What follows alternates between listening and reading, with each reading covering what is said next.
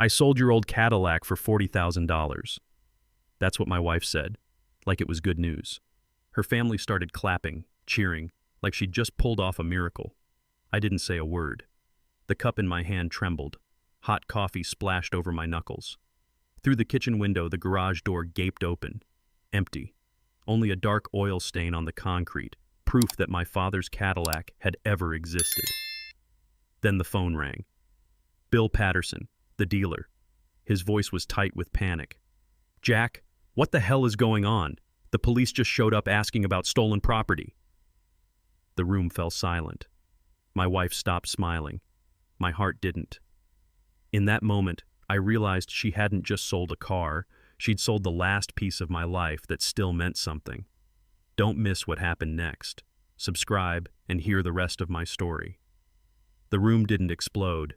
It went quiet, like after a firework fails to launch. Linda said we should celebrate tonight, and Mark nodded like a foreman signing off on a job. "Smart move, Mom." I just stood there, the kind of stillness you feel at a funeral when the pastor pauses too long. A spoon tapped a coffee mug somewhere behind me. The kitchen felt bright but cold, like a dentist's office. My heart pounded in my ears, and the words I needed got stuck in my throat. I thought about all the Sundays I'd spent with that car, and all the Mondays when nobody asked how my weekend went. I looked at my hands. Grease lines I could never fully scrub out, proof I'd built things that mattered. My mouth finally caught up to my chest. The sound surprised even me as it came out, thin and hoarse, cutting through the polite noise of my own house. "You sold mine?" Before that question could settle, Mark stepped in like a manager closing a meeting. "Dad, you're 70. Let's be practical." Jennifer chimed in from the doorway, gentle but firm, the way people talk to toddlers or pets. Linda put her hand on her hip, victory pose, already talking about splitting the money, steak dinners, a safer car, lower insurance. I stared at the Cadillac keys still hanging on the hook by the back door, suddenly just metal with no meaning. It hit me that everyone had a plan for my life except me. I thought about thermostats I wasn't allowed to touch, ladders I shouldn't climb, and how every good intention had turned into handcuffs. I swallowed hard and kept my voice level, the way you do when you're fixing something delicate you don't want to break further. "We keep talking about what's smart," I said, looking at each of them. "But tell me, was any of it your decision to make? Did any of you even ask me?" As if the house wanted to answer, the phone rang again. Bill Patterson's voice was tight, the kind of tone men use when they've seen a problem and can't ignore it. "Jack, the DMV flagged the paperwork. The VIN is unusual. I need you here today." I looked at Linda, color drained from her face the way snow melts off a roof, slow, then all at once. I asked Bill what unusual meant, and he lowered his voice like someone was listening. "This car isn't standard. And the title, the signature, it doesn't match the one on your license." The words clicked into place like a seatbelt before a crash. Behind me, a cabinet door shut a little too hard. Mark said something about misunderstandings, but the air had already changed. You can smell truth when it finally walks in. Sharp, clean, undeniable. I didn't shout. I didn't have to. The room heard it with me. If the signature wasn't mine, then the choice wasn't either. I stepped into the garage like a man stepping onto an old baseball field after the lights are off. The space felt bigger without the car, but emptier in the way a wallet feels empty, lighter and somehow heavier at the same time. Motor oil hung in the air. The concrete kept a dark, oval memory of where the tires had slept. The pegboard looked wrong, gaps where tools should be, outlines like chalk around missing bodies. The old radio hissed out a soft 70s riff. It felt like a friend too far away to help. I walked to the workbench and laid my palm on the scarred wood, the same spot my father used when he said, "Steady hands, steady mind." A folder waited in the drawer. Photos, letters, proof that what I loved had a name, a history, a value no spreadsheet could hold. I gripped it until the edges bit my skin, because some things you hold or you lose forever. I opened the folder and time folded back on itself. Detroit in my father's eyes, a shop light haloing chrome, the clean click of a socket fitting just right. I could feel his hand on the hood the day he said, "Respect what you keep, son." The car was there on every mile marker of my life, Wedding day streamers, newborn car seats, Saturday drives when we didn't need a destination to know we'd arrived. Even after he died, I kept the ritual. Sunday warm-ups, fluid checks, a short loop around the block just to hear the engine breathe. I never made a speech about it. I just showed up, week after week, because that's what men do when something matters. I thought of my family's blank faces whenever I tried to share a story. The memory settled, heavy but clear. The words rose, simple and true, even if no one else could hear them. They didn't see it, so they decided it didn't exist. Coming out of those memories, I walked back into the kitchen and said what any son raised by a man like that would say, "You should have asked me." Linda laughed like she already knew the ending. "You'd have said no." Mark slid in with the numbers man tone. "Dad, think insurance savings." And Jennifer added, "A safer sedan makes more sense." I sank into the old chair that used to squeak when the kids did homework there. The microwave pinged like a referee's whistle, as if someone had scored on me in my own house. I let the silence ride a beat, the way my father did before tightening the last bolt. Then I leveled my voice. "You talk like this is math. It isn't." I pointed toward the empty garage, toward a life nobody in that room had built. "That car isn't a fixture to liquidate or a space to reclaim." I felt the words land, heavy and true. "That's my father's legacy." Their eyes bounced off my words, so I gave them something they could count. 3 years ago, I turned down $250,000. Mark smirked like a man hearing a fish story, and Jennifer laughed under her breath. I didn't argue. I opened the folder. Photographs, letters on old letterhead, maintenance logs in my father's handwriting, dates, names, places. I laid them out on the table like cards in a hand nobody expected me to hold. Linda reached for a page, fingers shaking.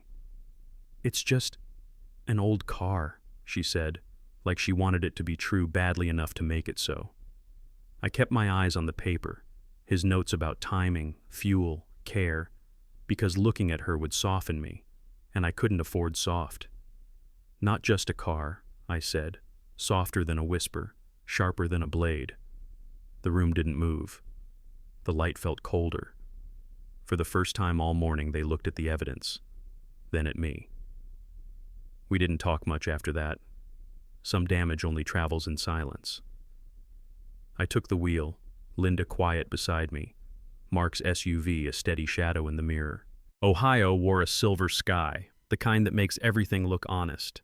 Dry autumn wind pushed against the car, and I gripped the steering wheel until the tendons in my hands stood out like cables. It felt like every drive I'd ever made to sort out trouble.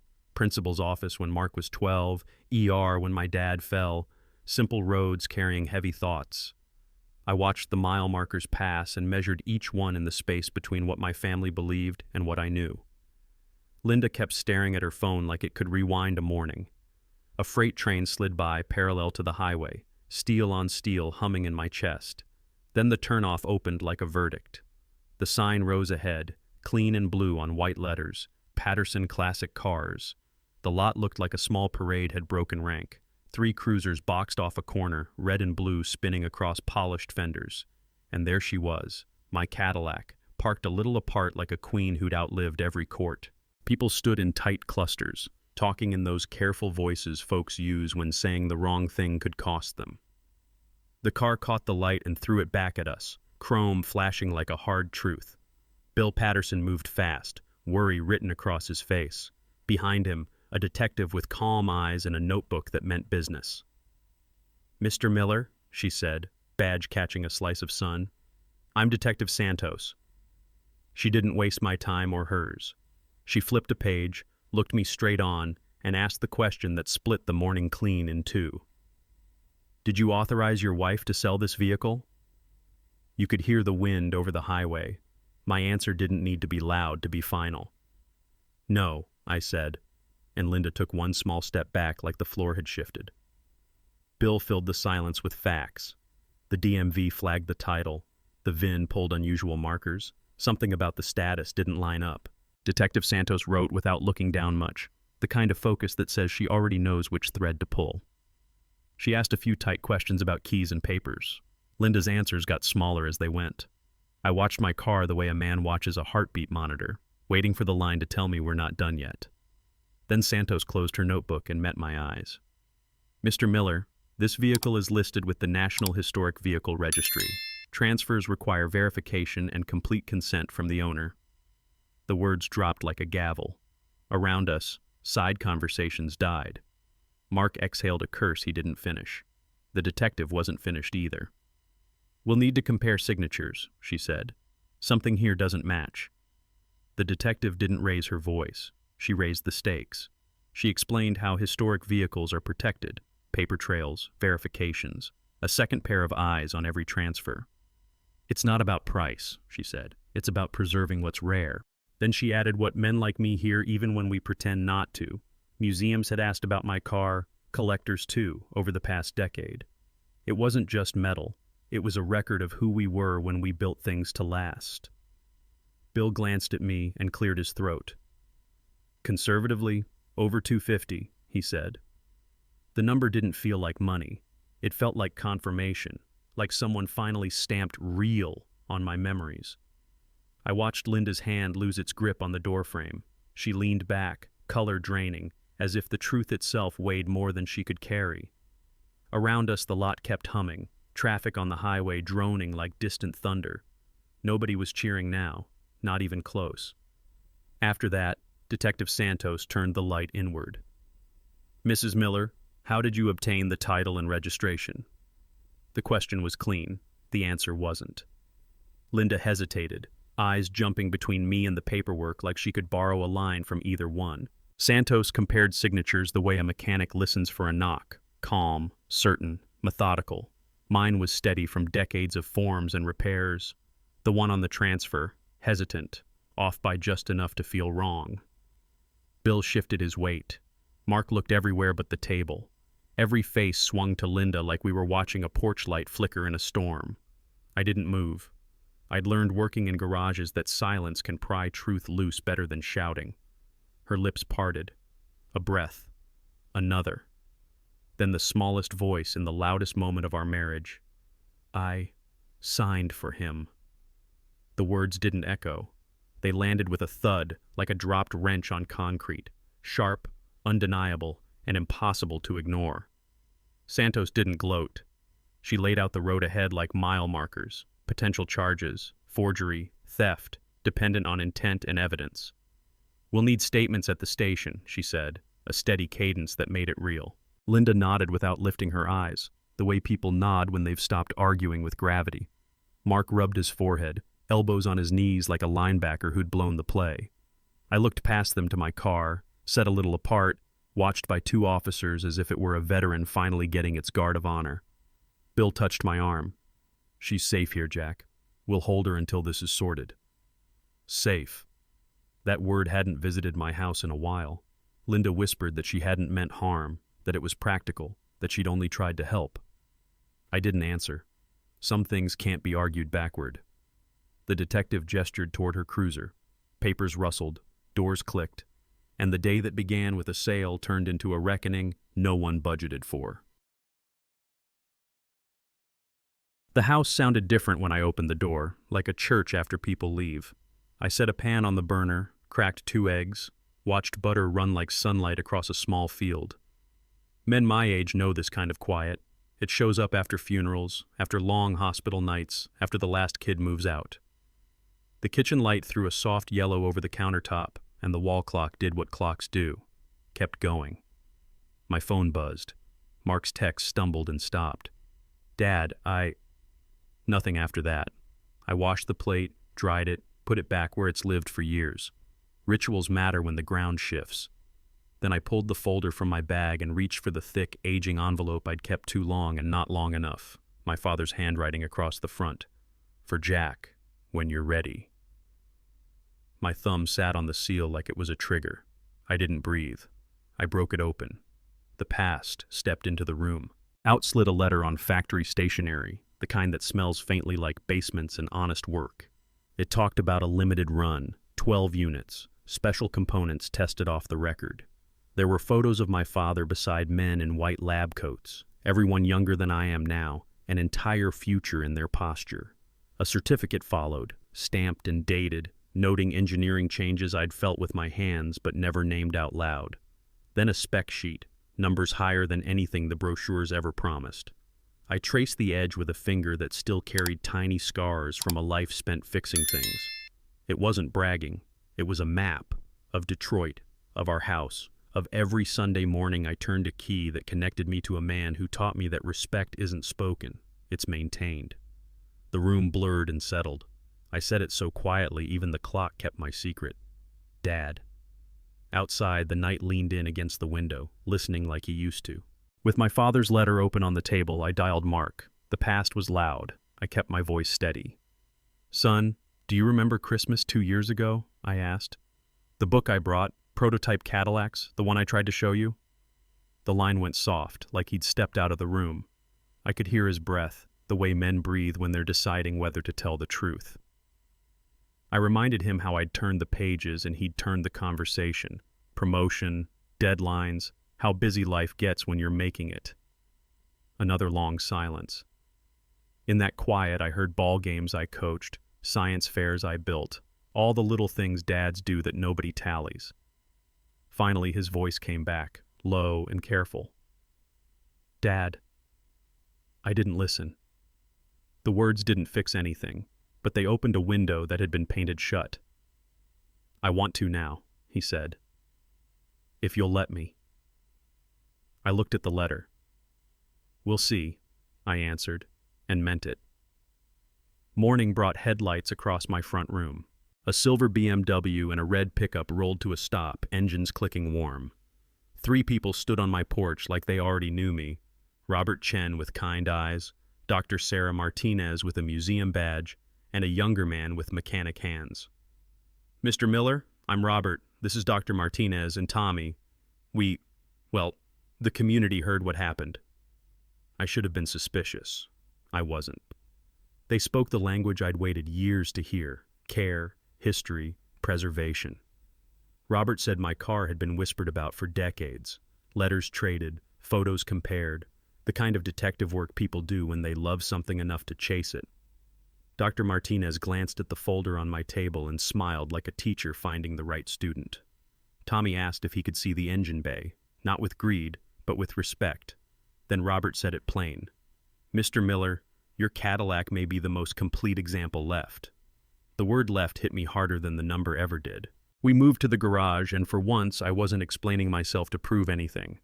I told them how the idle settles when the weather cools, how the door closes with a softer thud on hot days, how my father taught me to listen for the car to tell me what it needs. Tommy leaned in, grinning at details that used to bore my family in 30 seconds. Dr. Martinez traced the maintenance entries with her finger, asking questions that reached back to the man who wrote them. When I said we warmed the engine every Sunday, no one rolled their eyes. They nodded like church. It felt like stepping onto a baseball diamond and realizing the crowd actually came for the game you love. Somewhere in the middle of a sentence about fuel and patience, I felt it. A click inside my chest, like a perfect fit. Belonging.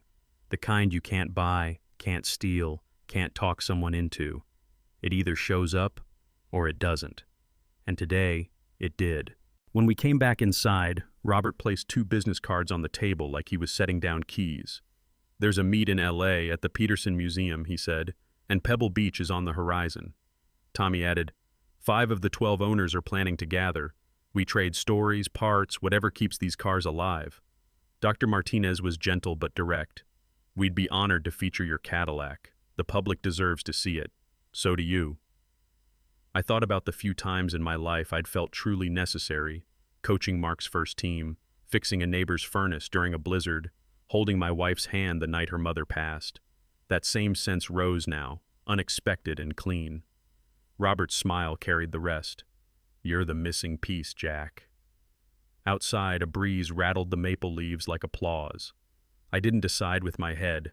I decided with the place in a man where yes and no stand up straight. All right, I said. Let's do it. By late afternoon, the house stood quiet again. Then the door opened and Linda stepped in like a storm that ran out of thunder. Her eyes searched for something soft to land on.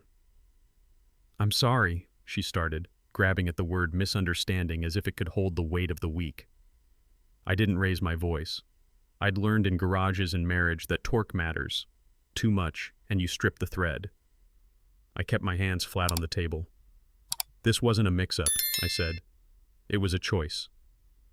She looked smaller than she had that morning, tired in a way money can't fix. I was scared, she whispered. About bills, about you driving, about everything slipping. I nodded because fear is real, but it isn't a permission slip. The clock clicked behind us, counting out a truth we'd avoided for years. I can forgive, I said, but I won't pretend. The air shifted.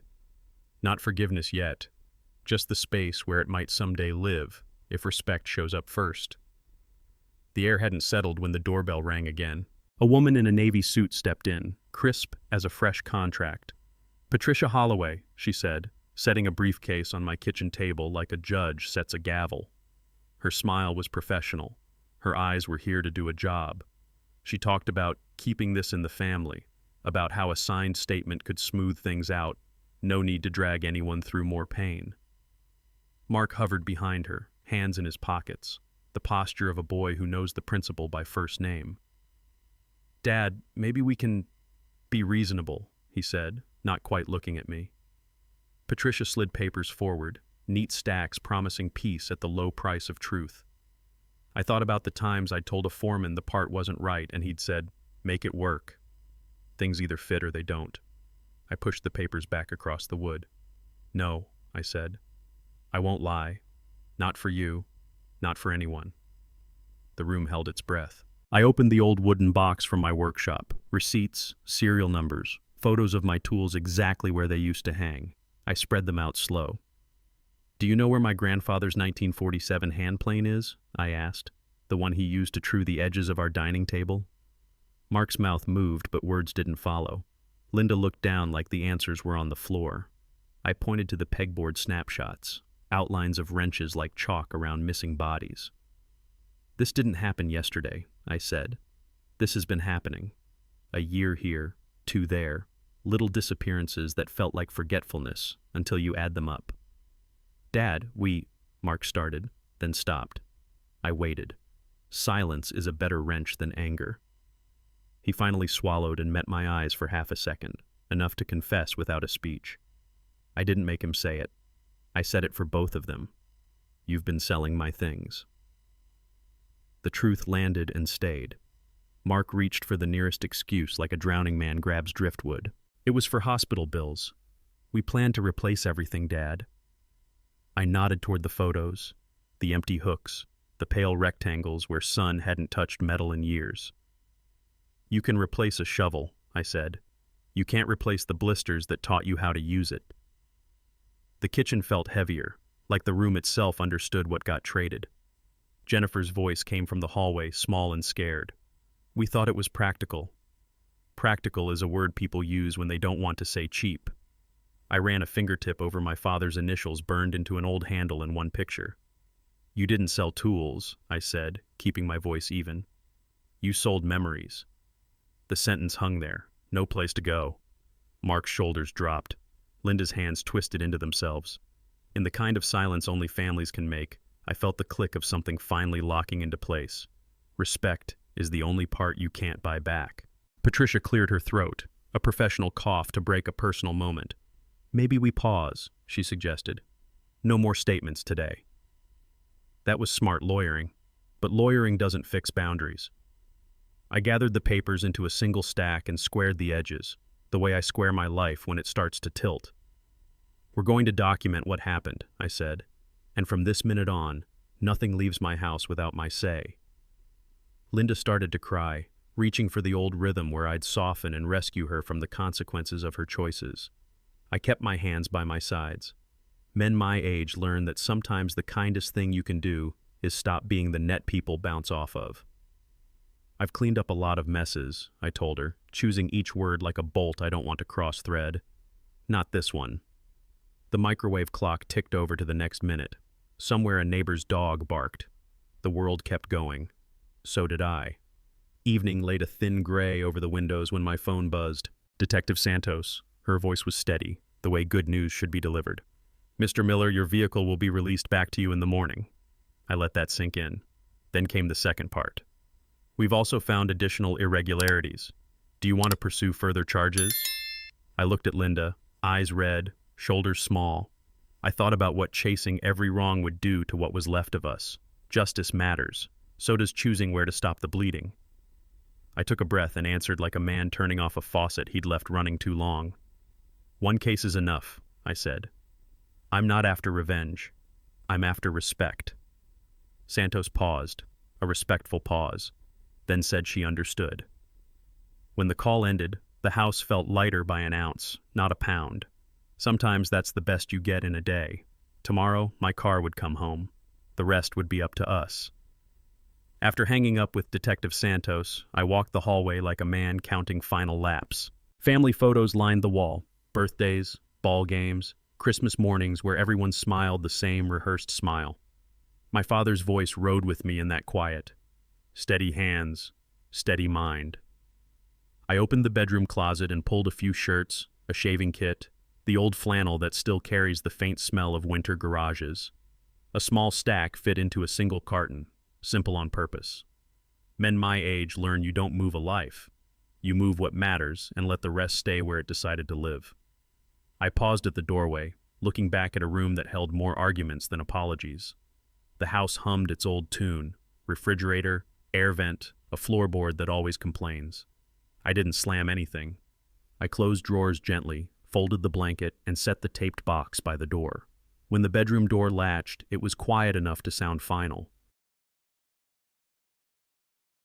By noon, I was standing on a small porch near the river, sunlight turning the Ohio water into nickels. The realtor rattled off square footage in school districts I didn't need.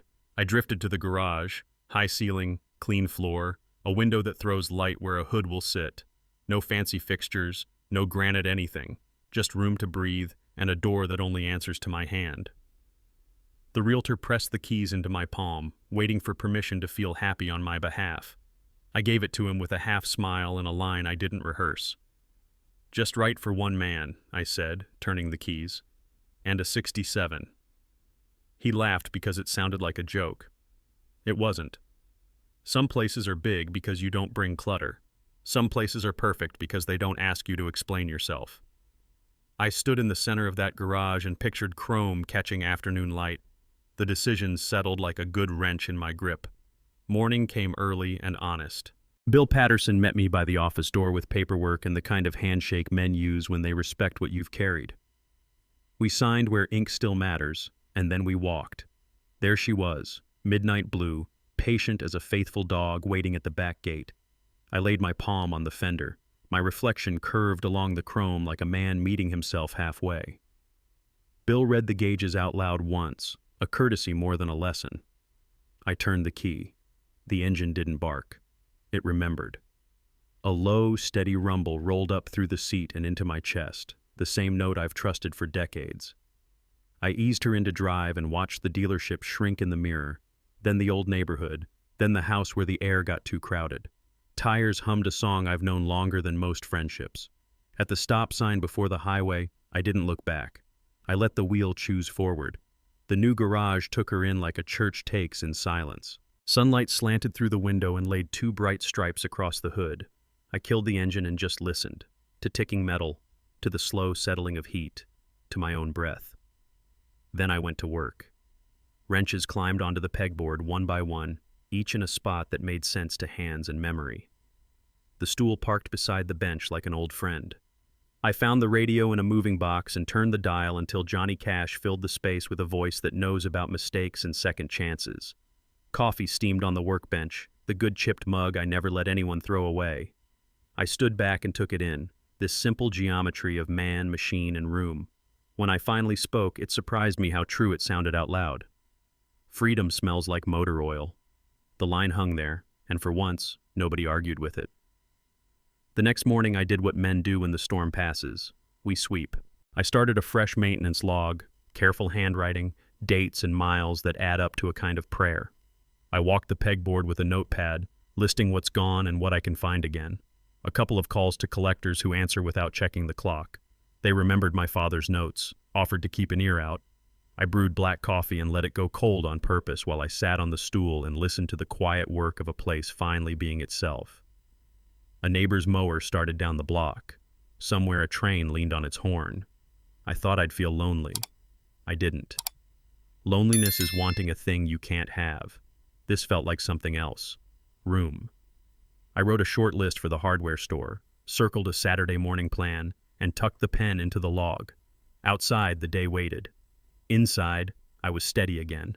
The morning routine had finally started to feel like a routine when my phone buzzed. Robert's text lit the screen. Pebble Beach approved. My pulse kicked like I'd taken a hill too fast. He followed with dates, staging times, logistics, trailers, insurance, a photo window for the glossy program, then a link. Last year's show, deep green fairways rolling to a bright Pacific, chrome lined up like medals on a dress uniform. You could almost hear the gulls and the quiet gasp people make when history rolls past under its own power. Robert called a minute later. "Jack, you won't just attend, you'll stand beside legends." I pictured the placard with my father's name in the provenance line, the car catching coastal light it had never seen. I leaned against the workbench, breath steadying. Some invitations don't ask, they appoint. I thumbed through my calendar, circling dates that felt bigger than squares on a page. "Count me in," I said. The countdown had a clock now, and a finish line. Before the ink on that decision could dry, Tommy's pickup rumbled into the driveway. He came in with a grin and a rag, the universal language of shop talk. We lifted the hood together. I pointed where the idol likes to settle when the air's got a bite, and he nodded like he was memorizing a friend's favorite chair. We pulled a spec sheet and matched numbers to metal, the way baseball fans compare stats to the kid at bat. He shared a trick for freeing stubborn bolts without scarring their heads: heat, patience, and a touch like you're tuning a radio. I countered with a story from my father's garage, how the right washer, not the strongest arm, fixes a squeak. We laughed hard at a memory of a socket flying across a shop bay in '78. "Bolt by bolt," I said, tapping the fender. Tommy didn't interrupt. He leaned in closer. In that look, I saw it. The bridge between what we built and who will keep it running. The next task felt like opening an old wound to clean it right. I called the antique dealer I'd been avoiding and asked about a chest-marked 1958. He remembered it, said a few pieces were gone, but the heart of it remained. The price he named made me close my eyes, not from the number, from the reminder. I drove over anyway. The chest sat under soft light, scratches and stories intact. I ran my fingers across the lid, felt the grooves my father's hands made long before mine tried to follow them. The dealer talked value. I heard vocabulary, respect, craft, time. I paid more than sensible, less than fair, and carried it to the truck like a flag we don't let touch the ground. People will say it's just wood and steel. They're not wrong. That's the paradox. Sometimes the practical choice is choosing what money can't measure. Back home, the chest fit the wall like it never left. The room exhaled. So did I. That evening, Mark's name lit my phone again, but the tone was different. Fewer edges, more weight. "Dad, can we talk? I want to fix what I can." I told him to come by the garage, not the kitchen. Kitchens are where we've said too many easy things. Garages make you earn your words. I set up 2 folding chairs facing the car and left a beat of quiet between us. He sat with his hands open, like he didn't want to grab for the wrong thing. We looked at the Cadillac because neither of us was ready to stare each other down. "Son," I said, "I'll make you a deal. I'll talk for an hour. You just listen." He nodded once, the way a man nods when he knows the job is bigger than his pride. I took a breath that reached back decades. "No interruptions," I added, "even when you disagree." He whispered, "Okay." The second hand on the wall clock clicked. We were about to find out. I started where steel tells the truth. I tapped the block and explained how American machines carry a kind of character, heavy when it needs to be, simple when it should be, honest enough to be fixed by hands that have learned patience. Mark didn't argue charts. He watched like a kid at his first game under the lights. I told him about Detroit in '67, white shirts and oil stains living on the same shirt because both were work. I told him how my father could read an engine by ear and a sun by silence. "This isn't nostalgia," I said. "It's instruction. You maintain what you respect." The car answered with the soft tick of cooling metal. For once, my voice didn't feel like I was auditioning in my own life. Mark nodded, but not to agree, to absorb. Then he said it, surprised at himself. "I've never seen this side of you." I smiled. "It's always been here," I said. "You just had to listen long enough to hear it." Coming off that moment, Mark finally looked me in the eyes. "I treated your memories like junk," he said, voice catching, the rims of his eyes red. He talked about the bills, about feeling like the provider who's always coming up short, about making fast decisions that felt smart until they weren't. I let him say it all. No lectures, no, "I told you so." Men my age know there's a time to fix and a time to listen. He wiped his face with the back of his hand like a kid again. "Dad, I'm sorry. I didn't just sell things. I sold what made you. You." The car ticked softly behind us, steady as a heartbeat. I picked my words like bolts I didn't want to strip. "Forgiveness isn't a switch, son. It's a build." He waited for the rest. I gave it to him plain. "Forgiveness takes time and respect." The sentence landed between us like a foundation. If he stood on it, we had a chance. Before the dust of that talk even settled, my phone lit up with Dr. Martinez's name. Her voice carried that steady museum calm. "Jack, we'd like you as a consulting expert, cataloging documents, guiding tours, helping us preserve what matters." She outlined the work in simple pieces I could hold. Sort the records, tell the story, teach the young techs why the little things count. "We can start Monday," she added, like she knew idle hands don't help a man sleep. I looked around the garage, tools in their spots, the log open, the car catching a ribbon of sun, and felt the right kind of urgency. Purpose doesn't shout, it knocks. "I'll be there," I said. Not just words, permission for my own life to move forward. She promised a badge, a desk, and people who wanted to learn. After we hung up, I set the phone down slowly. Pebble Beach was coming. Now Monday was too. 2 clocks, one direction. I'll be there, and this time, so would I. Prep started like any good trip. List first, pride later. I mapped the route to Los Angeles. Fuel stops, motels that won't mind an old car under their lights, a couple diners where the coffee's still poured from a pot. I checked tires, brakes, fluid, and the little things that become big things 2 states from home. I labeled folders, provenance, photos, the letter with my father's name. Easy to grab when a question deserves a real answer. Then came the small ceremony every man knows. I wiped the hood with slow, even strokes and listened for anything that sounded like doubt. Nothing did. I turned the key. The engine settled into that low, confident hum. No bark, no rattle, just yes. I let it warm, then cut the ignition and tipped the hood down until the latch kissed home. My hands rested there a second longer, a promise made skin to steel. I said it to the empty room so I'd hear it myself. "We're ready." That night, Robert spun up a small group call. Faces popped in, owners from Arizona, Michigan, the Carolinas, each with a piece of the same story. He shared a folder of photos, 12 cars like cousins at a reunion, each carrying a different scar, the same bones. The owner of number 8 talked about chasing parts across state lines and the lesson he learned the hard way. Never rush a fix. Someone else mentioned an auction that hit a number I wouldn't repeat out loud. But the part that mattered wasn't the price, it was the pride. When my turn came, I showed the envelope and the notes in my father's hand. The screen got quiet in that good way. Robert nodded. "Jack, your documentation changes the picture for all of us." A younger owner leaned forward and said what I didn't know I needed. "Your story keeps these cars alive." I felt it in my chest, like a starter catching. Maybe that was the point all along. Later, a text from Linda stretched longer than most apologies. She said she was sorry. She said she'd been scared, of money running out, of my age, of being left holding everything alone. Fear is a language I understand, even when I won't let it drive. I read the message twice, then set the phone face down on the bench. Outside, the river slid past like time with somewhere to be. Men like me learn from water. It moves forward, even when the bank curves. I watched a leaf ride the current until it disappeared and felt something unclench. I picked up the phone and kept my reply simple, the way truth ought to be when it matters. "Respect is safety," I typed. "That's where we start." I didn't promise more than I could build. I didn't slam the door either. Then I put the phone away and reached for a wrench. Some words need work around them to hold. The river kept moving. So did I. The Monday after that text, I walked into the archives and the smell met me first.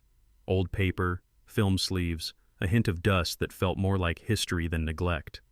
A volunteer rolled out a cart of boxes, and I slipped on cotton gloves like I'd done this all my life. I showed the team how to catalog cleanly. Dates in the corner, names spelled right, captions that tell the truth without telling a novel. A couple of young gearheads clustered close, peppering me with questions that sounded like respect. I taught them how to read a photo, who's standing where, what the hands are doing, which tool gives the story away. We laughed at a mislabeled carb in a 1970 brochure and fixed it with a red pencil. By lunch, the room felt steadier, like a shop after you sweep. When I stepped back from the table and saw neat stacks where chaos had been, it hit me in the chest. I was useful again. That afternoon, crossing the museum lot, I saw a kid, maybe 20, shoulders hunched, eyes locked on the El Dorado like it was a comet. He tried to play it cool but couldn't help himself. "Sir, that's beautiful." 67?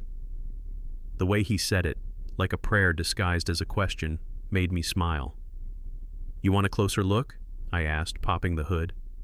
The afternoon sun poured into chrome and deep blue paint, and he leaned in without touching, the way a man leans toward a newborn. I pointed at little things, how the cables run clean, how the latch settles when it's lined just right. He nodded fast. I slowed my voice. "You know what you're looking at?" He shook his head. I tapped the fender gently, a story that starts before I did. He swallowed, eyes shining. I asked the line that's changed more rooms than any lecture I've ever given. "You want to hear the whole thing?" He said yes, like he'd been waiting all day. That night at home, the garage light made a warm circle on the workbench.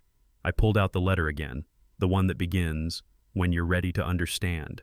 I read it slower this time, the way you recheck torque so nothing rattles loose. My eyes stopped on a line I'd skipped before. "Don't let anyone tell you you're useless. Your work will tell the truth for you." I could see his hand in the ink, steady even when life wasn't. A teardrop hit the paper and spread like oil finding a seam. I didn't wipe it away.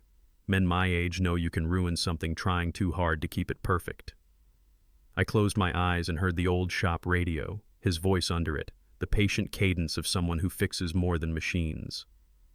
"I get it now, Dad," I whispered into the small room that made big things possible. The car ticked softly in reply, like a benediction. The next evening, Jennifer's name lit my phone. Her voice was careful. "Dad, I'm sorry. I was scared when the baby came. Money. Everything looked like numbers, and I forgot they were memories." She took the blame without dressing it up, and that counts. She asked if bringing the little guy by the garage would be okay. I looked through the window at the river moving with its own mind and thought about the kind of grandfather I wanted to be, firm enough to teach, soft enough to be heard. "The garage door's open," I said, "if we keep respect inside it." The silence that followed didn't feel empty. It felt like a handshake. "We will," she promised, and I believed her. When I hung up, I wrote a note to myself, "Boundaries are a kind of love," and taped it inside the cabinet. The El Dorado caught a ribbon of streetlight, and for the first time in a while, the future felt like a road instead of a wall. On the eve of the drive west, I laid everything out with the reverence of a man packing a flag. Tools rolled tight, spare belts, rags clean enough to meet good chrome. I slipped my father's photo into the glove box, where his advice always seems to fit. The checklists were short because they were right. I clicked the garage lights off, then on, then off again, like saying goodbye without leaving. Shadows climbed the walls and turned the Cadillac's outline into a pair of wings, and for a moment I let myself believe what every boy believes before a big day, that maybe he can fly this time. I set the keys on the bench, palm flat over them, and felt the thrum of anticipation, the kind that doesn't shout, it hums. "Tomorrow," I said to the empty room, "we roll." Outside, the river kept its steady pace toward bigger water. Inside, every tool was where it belonged. So was I. Morning put a shine on the hood, and we took the highway west. The big road unspooled like ribbon. Rest stops, long-haul rigs, a kid in a Civic giving a thumbs up that made me grin like I was 20. Wind poured through the window. The cassette deck whispered an old song that knows how to ride shotgun. I talked out loud the way men do when no one's there to judge, half to myself, half to my father, about miles and mistakes and how sometimes the only way out is forward. In Kansas, the sky turned into a giant blue dome. In Colorado, the air thinned and the engine answered anyway. I climbed the pass slow, no hurry, the needle steady, the road cutting into rock like a promise kept. Near the summit, the sun spilled gold across the hood, chrome catching fire, paint glowing like a living thing. I eased off the gas and let the moment stretch. On top of that ridge, it felt like the country, and my life, opened up. Los Angeles greeted us with palm trees and brake lights, but the Peterson lot felt like a reunion. 5 prototype Cadillacs sat in a proud line, cousins in Sunday suits. Owners laughed the way old soldiers laugh, quiet, knowing. We bent over fenders and compared frame stamps, counted rivets like they were medals, pointed to details only people who care would notice. A ring of younger faces formed, phones out, not to brag, but to remember. I told the story, not for drama, just straight. Factory whispers, my father's notes, Sundays in a garage that smelled like oil and hope. The crowd didn't chatter. They listened. When I finished, nobody clapped. They just stood there in the kind of silence you only give to something that matters. One kid wiped his eye and pretended it was the wind. In that hush, I felt the scale tilt. What had been private grief turned into shared pride. For once, the room didn't take from me. It gave. Word travels fast in a lot like that. A collector in a gray sport coat stepped close. Soft voice, hard numbers. 500,000, he said, clean, immediate, no strings. The circle tightened. You could hear the low buzz of people doing math they'll never admit out loud. I didn't look at him first. I reached into the glove box and touched the old photograph. My father's hand on that hood, mine small beside it. Money solves things. It also erases them. I let the weight of both sit on my tongue, then shook my head. Not for sale, I said, clear enough to carry. He tried again, sweetening the pot with talk of climate control and private collections. I pictured the car trapped under museum lights with no Sunday mornings left in it. She's not a trophy, I added. She's a promise. The murmur shifted from surprise to respect. The man nodded, not happy, but honest. Some prices aren't about dollars. This was one. The next dawn smelled like wax and ocean. On the lawn above the cliffs, I put in the last touches, polish in slow circles, chrome aligned so the world reflected straight. I hung the placard with a provenance line that read, like a family tree. Then I trimmed my story to 200 words, just enough for strangers to find themselves in it. Around me, crews fussed with mirrors and microfiber, but my hands weren't shaking. They knew the motions. They trusted the metal. I checked the hood gap, wiped a fingerprint I probably imagined, and stepped back until the whole car fit in my eyes. Somewhere behind the dunes, gulls argued about breakfast. I slid into the seat, set both palms on the wheel, and took one long breath that tasted like salt and relief. The marshal's radio popped. The ribbon stanchions were moving. I closed my eyes for a heartbeat and heard my father's voice. Steady hands, steady mind. When I opened them, it was time. Crowds flowed in waves, sunlight pooling on chrome, cameras chirping like crickets after rain. A man in a straw hat leaned in and whispered, "Wow," the way some folks whisper grace. I stood to the side and told the story in clean sentences, no fluff, no apology, how a car can be a bridge, how a family can forget a man who builds bridges. Heads nodded. A woman took notes. A boy asked what patience sounds like. I said, like an engine warming on a cold Sunday. The question slowed, and for a few seconds the only sound was the ocean. An elderly gentleman with a cane stepped forward, eyes bright with the kind of memory you don't name. "Thank you," he said, voice steady, "for keeping a piece of America honest." It hit me harder than any ribbon. I touched the fender, feeling the sun in the steel, and let the words land where they belonged. Honest. For the first time in a long time, so was I. After the judges moved on, A reporter with a wind-blown mic stepped close. "One question, Mr. Miller. Why not sell? $500,000 would change a lot of lives." I looked past the lens to the ocean where waves kept their schedule without asking permission. "Because this is a story, not an asset," I said. "You don't sell the chapters that made you a man."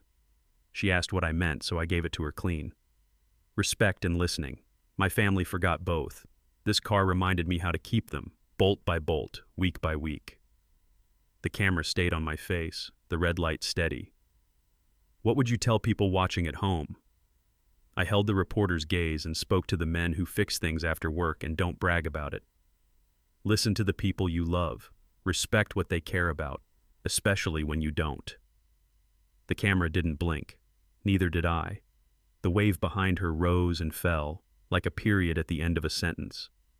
Later that afternoon, Mark found me where the lawn meets the beach. We didn't hug. We stood and watched the water work. Wind pushed our jackets against our ribs. "I flew in," he said, eyes on the horizon. We walked the sand without a script, just the crunch of shells and the hiss of foam. "I'm proud of you," he said finally, voice steady, not trying to sell it. Proud isn't a word we've used much. Too risky, too intimate. I stopped and put a hand on his shoulder, the way my father used to when words needed a brace. "Then keep this part," I told him. "Make listening a habit." He nodded once, like tightening a good bolt. We stood there a while longer, saying nothing men need to explain. Behind us, the Cadillac caught late sun. In front of us, the Pacific kept teaching its one lesson. Everything worth saving takes patience. We turned back together, slower than we'd come. The sun slid toward the water when my phone buzzed. Linda. Her voice shook but didn't break. "I've started therapy," she said, each word deliberate. "I'm trying to understand why I make everything about control and money. Can you forgive me?" I watched the sky lower itself into the ocean and thought about all the nights we'd spent talking around the thing instead of through it. "Forgiveness isn't an event," I said quietly. "It's a road." She breathed out, waiting for a map. "It starts," I added, "with respect." On the line, I could hear a small sound that might have been crying or relief. "I'll keep doing the work," she said. "Then keep doing it," I answered. No promises I couldn't keep, no doors slammed that we'd regret. We said goodbye like people ending a call they both needed to make. I pocketed the phone and let the last light touch my face. Some days end in applause. This one ended in room to try again. The road home traded cliffs for cornfields. By the time I hit Ohio, maples were dropping red like slow fireworks. I turned down my street and felt the gear change inside me, the one that says you can stop bracing now. The garage smelled like wood, oil, and a little victory. I slid the door open, let the car glide in, and cut the engine. The settling ticks sounded like a house taking off its boots. I hung a frame on the wall, Pebble Beach, the placard, a sliver of ocean behind chrome, and stepped back until the picture found its level. On the bench, I opened the maintenance log and added a new line, "Return from California." The clock over the pegboard clicked forward, steady as ever. I listened to that simple rhythm, the kind that tells you life hasn't ended. It's just shifted into a gear that fits. I washed my hands, dried them on the same towel as always, and felt something honest. Not triumph. Direction. First day back on duty, I gathered the interns around a table and spread out photos like a deck you play carefully. "Here's how you read a picture," I said. "Not just faces, hands, tools, shadows. They tell you what really happened." We sorted, labeled, corrected a caption that had been wrong for 20 years. I showed them how original rivets tell on a car, the way a birthmark tells on a man.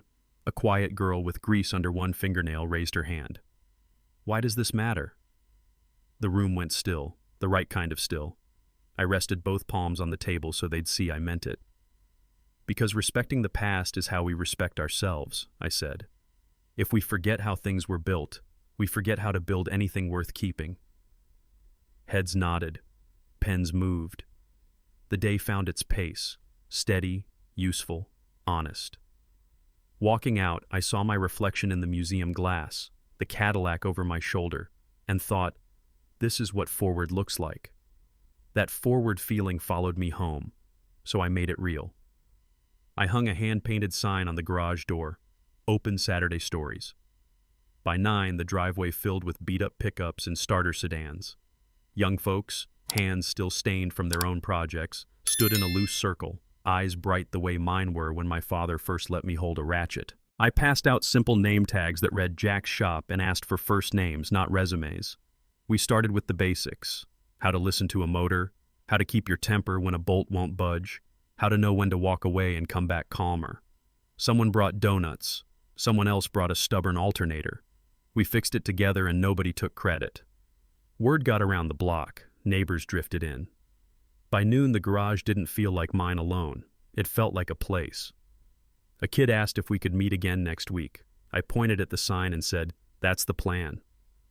That night, with the shop swept and the lights warm, I sat at the bench and wrote a letter I never meant to mail. Dad, I kept my promise. I told him about Pebble Beach and the foundation, about Mark learning to listen, about the chest from 58 back against the wall where it belongs. I wrote that respect doesn't happen in speeches. It happens in the quiet of a man keeping his word. I folded the note and slid it behind his photo in the glove box, where advice lives. Then I turned the key. The engine came to life with that steady, low warmth I've chased my whole life. No drama, just truth doing its job. I rested my hands on the wheel and let the sound fill the room until my shoulders dropped. A smile found me. Not big, not for show, just the kind that starts behind the ribs when a thing is finally set right. Peace isn't loud, it's accurate. A few days later, on a late run for coffee, I rolled to a stop at the light by the hardware store. A young man in the next lane lowered his window, that mix of curiosity and respect on his face. "Sir, what year is it?" I lowered mine. 67, one of 12, I said, not to brag, just to be exact. He blinked hard. "That's incredible." I nodded at the green light clicking toward yellow. "You want to hear the story?" He laughed, nervous, hopeful. I reached into the console and handed over a simple card, "Saturday Stories, Jack's Shop," with the address in clean print. "Come by," I said. "We fix more than cars." The light turned green. He held the card like it might fly away. "I'll be there." I eased forward, watching him in the mirror, eyes wide, future open. Some invitations you make with your voice. Some you make by keeping your door unlocked. Either way, the road ahead just got company. I'm going to look you straight in the eye and say it plain. They thought they were taking property, a car, some tools, square footage in a garage. But that's not what went missing. What they took was my right to be heard, the simple dignity of a man saying, "This matters," and having the room believe him. I didn't win it back with anger or price tags. I took it back with truth and respect. Truth, because facts don't flinch. Respect, because you either give it or you don't, and if you won't give it to me, I'll give it to myself until you learn how. If you're a man who's been talked over at your own table, who's been managed instead of listened to, hear me, you're not invisible. Start small. Say what's true. Hold the line kindly, and don't apologize for loving what lasts. Now it's your turn. If you've ever been overlooked, comment "I hear you" and write one honest thing you want people to hear. Then hit subscribe. This story isn't done, and neither are you.